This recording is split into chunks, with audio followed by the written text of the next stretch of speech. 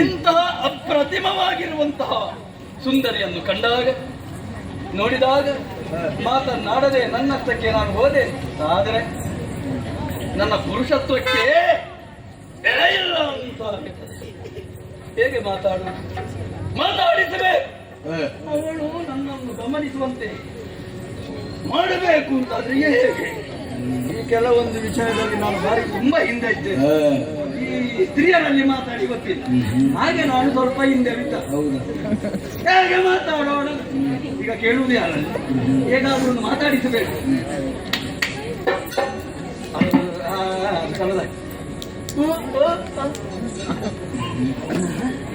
ಹೇಗೆ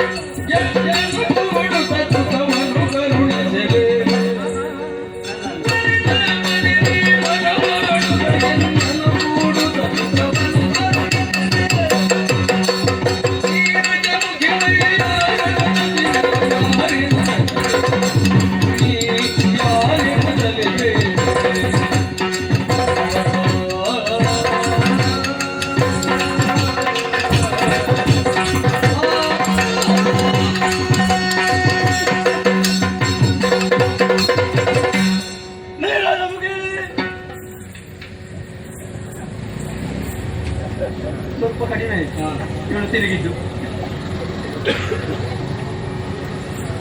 ಯಾರನ್ನೇ ನೀನು ನೋಡುತ್ತಿರುವುದು? ನಾನೇ ಸಂಬೋಧಿಸುತ್ತಿರುವುದು, ನಿನ್ನ ಕುರಿತಾಗಿ ಆಡುತ್ತಿರುವುದು. ನನ್ನಲ್ಲಿ ಮಾತನಾಡಿದ್ದ? ಹೌದೇ? ಬೇರೆ ಇಲ್ಲಿ ಯಾರಿದ್ದಾರೆ? ನೀರಜ ಮುಖಿ. ನೀನು ಯಾರು? ನಾನು ವಯ್ಯಾರದ ಸಖಿ. ಓಹೋ, ಆ ನಿನ್ನ ಗುಣ ನಿನ್ನದಾಗಿರುವಂತಹ ರೂಪ ಸೌಂದರ್ಯ ಮನಸೋಲದವರು ಯಾರೇ ಇಲ್ಲ. ಕಾರಣಾಂತರವಿದು. ಇಲ್ಲಿ ನೀನೊಬ್ಬಳೆ ನಿನ್ನಷ್ಟಕ್ಕೆ ಆ ಕಡೆ ಈ ಕಡೆ ತಿರುಗಾಡುತ್ತಾ ಇದ್ದೆ. ನೋಡಿ ಒಂದು ಕುತೂಹಲ, ಇಲ್ಲಿ ಯಾಕೆ ಹೀಗೆ ಇದು? ಇದಕ್ಕೆ ಯಾರು ಇಲ್ಲವೇ? ಪರಿಚಯ ಇಲ್ಲದೆ ಮಾತಾಡುವಾಗ ಹಾಗೆ ಆಮೇಲೆ ಗೌರವ ಮರ್ಯಾದೆ ಅಲ್ಲ. ಹಾಗಾಗಿ ಈ ಸೌಂದರ್ಯವತಿಗೆ ಇಲ್ಲಿರುವುದಕ್ಕೆ ಕಾರಣವೇನು, ಯಾಕೆ ಎಂಬುದ ಕುತೂಹಲ ನನಗೆ ಅಧಿಕವಾದ ಕಾರಣ. ನಿನ್ನ ಕುರಿತಾಗಿ ಮಾತನಾಡೋಣ, ವಿಚಾರಿಸೋಣ. ಸುಂದರಿ, ನಿನ್ನ ಪೆತ್ತ ಹಡೆದಿರುವ ತಂದೆ ತಾಯಿ ಯಾರು? ಜನ್ಮ ಕೊಟ್ಟ ಪುಣ್ಯ ಯಾರು? ವಿದ್ಯೆಯನ್ನು ಕಲಿಸಿದಂತಹ ಆ ಗುರು ಯಾರಿರಬಹುದು? ಸನ್ಮಾನ ಮಾಡಬೇಕು. ಹೌದಪ್ಪ, ಕಚ್ಚೆ ವ್ಯಕ್ತಿಯಾಗಿದೆ. ಓ ಮತ್ತೆ ನಿನ್ನನ್ನು ನೋಡಿದಾಗ ನನಗೆ ಬೇಕು ಎನ್ನುವಂತ ಆಸೆ ಅಧಿಕಾರವಾಗುತ್ತಾ ಇದೆ. ಯಾಕೆ ಹೀಗಾಗುತ್ತದೆ? ಮತ್ತೇನೂ ಅಲ್ಲ. ನೀನು ಯಾರು, ಎಲ್ಲಿಯವರು, ಯಾರ ಮಗಳು, ಇಷ್ಟನ್ನು ನಾನು ಅರ್ಥ ಮಾಡಿಕೊಂಡೆ. ಆದರೆ ನಿನ್ನನ್ನು ವಹಿಸಬೇಕು ಎನ್ನುವಂತ ಆಶೆ ನನಗೆ. ಆದ ಕಾರಣ ನಿನ್ನ ಪೂರ್ವಾಪರ ವಿಚಾರವನ್ನು, ವಿಳಾಸವನ್ನು ಹೇಳೆ. ನನ್ನ